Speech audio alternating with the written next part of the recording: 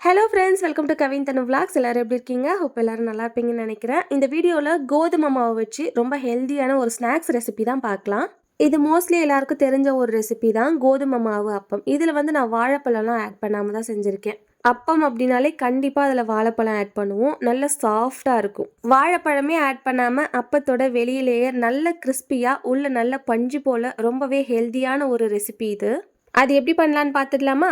வாங்க. அதுக்கு ஒரு 1/4 kg போல் வெல்லம் எடுத்து ஒரு பாத்திரத்தில் போட்டு கொஞ்சமாக தண்ணி விட்டு ஸ்டவ் மேலே வச்சு அந்த வெல்லம் கரையிற அளவுக்கு நம்ம மிக்ஸ் பண்ணி எடுத்தால் போதும். இதுக்கு பாகுபதம்லாம் எதுவும் தேவையில்லை. வெல்லம் கரைஞ்சி வந்தாலே போதும். ஏலக்காய் இடித்து போட்டாலும் சரி. நான் கொஞ்சமாக ஒயிட் சுகர் எடுத்து அதில் ஏலக்காய் போட்டு நல்லா கிரைண்ட் பண்ணி ஒரு ஸ்பூன் போல் ஆட் பண்ணியிருக்கேன். வெல்லம் கரைச்சல் ரெடி ஆயிடுச்சு. அதை நல்லா ஆறட்டும். அதுக்குள்ள இந்த பேட்டர் ரெடி பண்ணிக்கலாம். இந்த கப்போட அளவு 1/2 கப்பு. நான் இதுல 4 கப் எடுத்திருக்கேன். ஸோ டோட்டலா 2 கப்பு மாவு எடுத்திருக்கேன். இந்த 1/2 கப் அளவுல 4 கப் மாவு எடுத்திருக்கேன். இந்த கப்லயே மீதி பொருட்களையும் அளந்து எடுத்துக்கலாம். அப்பத்துடைய வெளியிலேயே நல்ல கிறிஸ்பியா வரதுக்காக ரவை எடுத்துக்கலாம். இந்த ரவை நம்ம 1 கப் எடுத்தா போதும். வறுத்த ரவை, வறுக்காத ரவை எது வேணா ஆட் பண்ணிக்கலாம். ஆனா ரவை ஆட் பண்ணும்போது நல்ல கிறிஸ்பி லேயர் கிடைக்கும். அடுத்து உள்ள நல்ல சாஃப்டா புசு புசுன்னு வரதுக்காக இந்த அவல் ஆட் பண்ணிக்கலாம். இது 2 கப் போல ஆட் பண்ணிக்கணும். மெஷர்மெண்ட்டுக்காக எந்த கப் எடுத்தாலும் சரி, அதில் 4 கப் கோதுமை மாவு, 2 கப் அவல், 1 கப் ரவை, இந்த மாதிரி மெஷர்மெண்ட் போட்டோம் அப்படின்னா சூப்பராக அந்த ஸ்பாஞ்சினஸோட நல்ல கிறிஸ்பியாக கிடைக்கும். இது அப்ப மாதிரியே இருக்காது. நல்ல ஸ்பாஞ்சியா ரவை கேக்லாம் வரும் இல்லையா, அந்த மாதிரி இருக்கும். இதெல்லாம் ஆட் பண்ணிட்டு உங்களுக்கு இதில் என்னெல்லாம் ஆட் பண்ணி பழக்கமோ, வாழைப்பழம், தேங்காய், கேரட், இந்த மாதிரி எந்தெந்த பொருட்களெல்லாம் உங்களுக்கு அப்பத்தில் ஆட் பண்ணால் பிடிக்குமோ அதெல்லாம் ஆட் பண்ணிக்கலாம். துருவன தேங்காய், கேரட் இதெல்லாம் ஆட் பண்ணும்போது ரொம்ப ஹெல்த்தியும் கூட, டேஸ்ட் வைஸும் சூப்பராக இருக்கும். டேஸ்ட் நல்லா என்ஹான்ஸ் பண்ணி கொடுக்கணும் அப்படிங்கிறதுக்காக ஒரு 2 சிட்டிக்கை போல் உப்பு ஆட் பண்ணிவிட்டு இதை நல்லா மிக்ஸ் பண்ணிவிட்டு அதுக்கப்புறமா நம்ம கரைச்சி வச்சுருக்க அந்த பாகு ஆட் பண்ணி நல்லா மிக்ஸ் பண்ணி எடுத்துக்கலாம். இது கூடவே நட்ஸ் வகைகளும் நம்ம சேர்த்துக்கலாம். முந்திரி, பாதாம்லாம் நல்லா கிரேட் பண்ணிவிட்டு ஆட் பண்ணிக்கிட்டோம் அப்படின்னா நல்லா ரிச்சாக இருக்கும். ட்ரை கிரேப்ஸ் ஆட் பண்ணுவோம் அப்படின்னா கூட சூப்பராக இருக்கும். இதுலேயே டேட்ஸ்லாம் கூட ஆட் பண்ணிக்கலாம். அந்த மாதிரி டேட்ஸ் ஆட் பண்ணுறோம் அப்படின்னா வெல்லம் ஸ்கிப் பண்ணிக்கலாம். டேட்ஸ் ஆட் பண்ண போகிறீங்க அப்படின்னா ஒரு மிக்ஸி ஜாரில் எந்த அளவுக்கு டேட்ஸ் அந்த ஸ்வீட்னஸ் வேணுமோ அந்த அளவுக்கு டேட்ஸ் ஆட் பண்ணிக்கிட்டு தண்ணி விட்டு நல்லா கிரைண்ட் பண்ணி இந்த பேட்டரோட சேர்த்து நல்லா மிக்ஸ் பண்ணிக்கலாம். வெல்லம் கரைக்கும் போது கொஞ்சமாக தண்ணி விட்டு நான் கரைச்சி எடுத்திருந்தேன். அதனால எக்ஸ்ட்ரா தண்ணி தேவைப்பட்டதால தண்ணி ஆட் பண்ணி நல்லா மிக்ஸ் பண்ணிட்டு இருக்கேன். இந்த கன்சிஸ்டன்சி கொஞ்சம் தண்ணியா இருக்கிற மாதிரி நம்ம கரைச்சி வைக்கணும். ஒரு 1/2 hour போல நம்ம கரைச்சி அப்படியே வச்சுட்டோம் அப்படின்னா இந்த அவல், அதுக்கப்புறம் நம்ம போட்டிருக்க ரவை இதெல்லாம் அந்த தண்ணியை அப்சர்வ் பண்ணி கொஞ்சம் திக்காயிடும். இந்த அளவுக்கு கொஞ்சம் தண்ணியாக தான் நம்ம கரைச்சி வைக்கணும். ஏன்னா நம்ம போட்டிருக்க அந்த ரவை, அவல்கெல்லாம் தண்ணி தேவைப்படும். அது நல்லா அப்சர்வ் பண்ணிக்கும். இது மாதிரி எல்லாமே ஒன்று சேர நல்லா மிக்ஸ் பண்ணதுக்கு அப்புறமா ஒரு 10 to 15 minutes அப்படியே உங்களுக்கு டைம் இருக்குது அப்படின்னா ஒரு 30 minutes அப்படியே ரெஸ்ட்டில் விட்டுருங்க. நான் ஒரு 1/2 hour போல் அப்படியே விட்டுட்டேன். அந்த ரவை, அவல்லாம் இந்த தண்ணி ஃபுல்லாக அப்சர்வ் பண்ணிக்கிட்டு நல்ல திக்கான கன்சிஸ்டன்சி வந்துடும். அதை நான் காட்டுறேன் பாருங்கள்.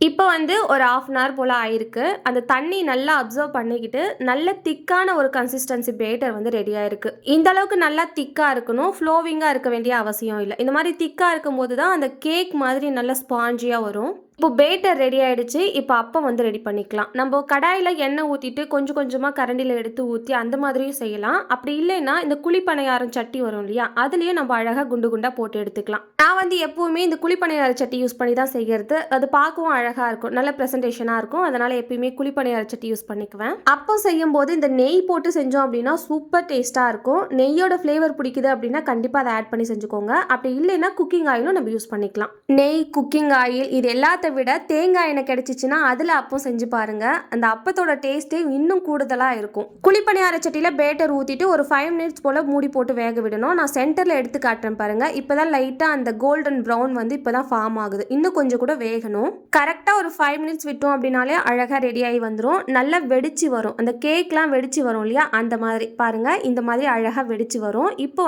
நம்ம திருப்பி போட்டுக்கலாம். நம்ம திருப்பி விடும்போது ரொம்ப ஈஸியாக திருப்பி விட்டுடலாம். ஏன்னா நம்ம ரவை போட்டிருக்கோம் அப்படிங்கிறதால அந்த ஒற்றை தன்மை கீழே இருக்காது. அதனால ரொம்ப ஈஸியாக திருப்பி விட்டுக்கலாம். நான் ஸ்டார்டிங்கில் அப்பம் செய்யும் போது இந்த குழிப்பணியார சட்டியில் இந்த அப்பம் நல்லா ஒட்டிக்கும், எடுக்கவே வராது. அதுக்கப்புறமா தான் இந்த ரவை, அவல், தேங்காய், கேரட் இதெல்லாம் போட்டு செய்யறது. இந்த ரவை போடுறதால நம்மளுக்கு இந்த கீழே ஒட்டாமல் வரும். நல்ல கிறிஸ்பியாக இருக்கும். இந்த வெளி லேயர் இருக்கு இல்லையா, நல்ல கிறிஸ்பியாக இருக்கும். உள்ள நல்ல ஸ்பாஞ்சியாக இருக்கும். நான் ஒன்று திருப்பி காட்டியிருக்கேன் பாருங்க. கொஞ்சம் கூட கீழே ஒட்டி இருக்காது. அழகாக பிரிஞ்சு வந்துடும். நம்ம ஒன்னொன்னு திருப்பி போட்டுட்டு அடுத்த பக்கம் வேக விட்டுக்கலாம். இந்த மாதிரி நல்லா ப்ரௌன் ஆகுற வரைக்கும் வேக விட்டு எடுத்தோம் அப்படின்னா தான் உள்ளெல்லாம் நல்லா வெந்து வரும். அடுத்த நாள் நம்ம வச்சு சாப்பிட்றதுக்கும் நல்லாவே இருக்கும். இப்போ ஒரு பக்கம் தான் வெந்திருக்கு, அதை திருப்பி போட்டிருக்கோம். இன்னொரு சைடு வெந்துட்டு இருக்கு. ஒரு அப்பத்தை வந்து நான் ப்ரெஸ் பண்ணி காட்டுறேன் பாருங்க, எவ்வளோ சாஃப்டா இருக்கு அப்படின்னு சொல்லிட்டு.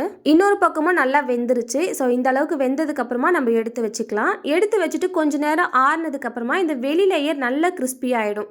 வெளியில இருக்க அந்த லேயர் நல்ல கிறிஸ்பியா இருக்குமே தவிர ஹார்டா இருக்காது. ஒரு மாதிரி கட்டமுட்டான்னு இருக்காது. நம்ம மெதுவடைலாம் செய்வோம் இல்லையா, அந்த மாதிரி தான் நல்ல கிறிஸ்பியா இருக்கும். அவ்வளோதான், கோதுமை மாவுல செஞ்ச அப்பம் ரொம்ப சூப்பரா ரெடி ஆயிடுச்சு. இதுக்கு மேல கொஞ்சமா தேன் இருந்துச்சு அப்படின்னா அதை போட்டு நம்ம சர்வ் பண்ணும்போது ரொம்ப சூப்பர் டேஸ்டா இருக்கும். பார்க்கறதுக்கு நல்ல குண்டு குண்டு குலோப் ஜாமுன் மாதிரி இருக்கு இல்லையா? இந்த மாதிரி பிரசன்டேஷனோட நம்ம கொடுத்தோம் அப்படின்னா பிளேட்ல ஒன்று கூட மிஞ்சாது. நீங்களும் கண்டிப்பா வீட்டில் ட்ரை பண்ணி பாருங்க.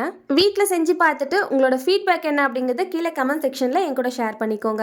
இப்போ ஒரு அப்பத்தை நான் பிரிச்சு காட்டுறேன் பாருங்க. அந்த ஸ்பாஞ்சினஸ் அந்த கேக் மாதிரியே இருக்கும். நம்ம அந்த ரவை ஆட் பண்ணதுனால தான் இவ்வளோ ஸ்பாஞ்சியா இருக்கு. இது வந்து ரொம்ப ரொம்ப ஹெல்தியான ஒரு ரெசிபி. கிட்ஸுக்கெல்லாம் தாராளமாக கொடுக்கலாம். அவங்க கண்டிப்பாக விரும்பி சாப்பிடுவாங்க. அடுத்து எப்போ செய்வீங்க அப்படின்னு கண்டிப்பாக உங்ககிட்ட கேட்பாங்க. அந்த அளவுக்கு டேஸ்டியான ஒரு ரெசிபி கூட. இதில் ஜாகரி தான் ஆட் பண்ணியிருக்கோம் அப்படிங்கிறதால சுகர் பேஷண்ட் தாராளமாக சாப்பிடலாம், எவ்வளோ வேணா சாப்பிடலாம். நீங்களும் இந்த ரெசிபி ட்ரை பண்ணிட்டு எப்படி இருந்துச்சு அப்படிங்கிறத கீழே கமெண்ட் செக்ஷனில் சொல்லுங்க. இந்த வீடியோ இதோட முடியுது. இந்த வீடியோ பிடிச்சிருந்தா லைக் அண்ட் ஷேர் பண்ணிட்டு நம்ம சேனலை சப்ஸ்கிரைப் பண்ணி வச்சுக்கோங்க. கவின் தனு விளாக்ஸ்க்கு சப்போர்ட் பண்ணுங்க. மறக்காம ஃப்ரெண்ட்ஸ் அண்ட் ஃபேமிலிக்கும் ஷேர் பண்ணிடுங்க. நெக்ஸ்ட் ஒரு இன்ட்ரெஸ்டிங்கான விளாக்ல பார்க்கலாம். Bye from Thulasi.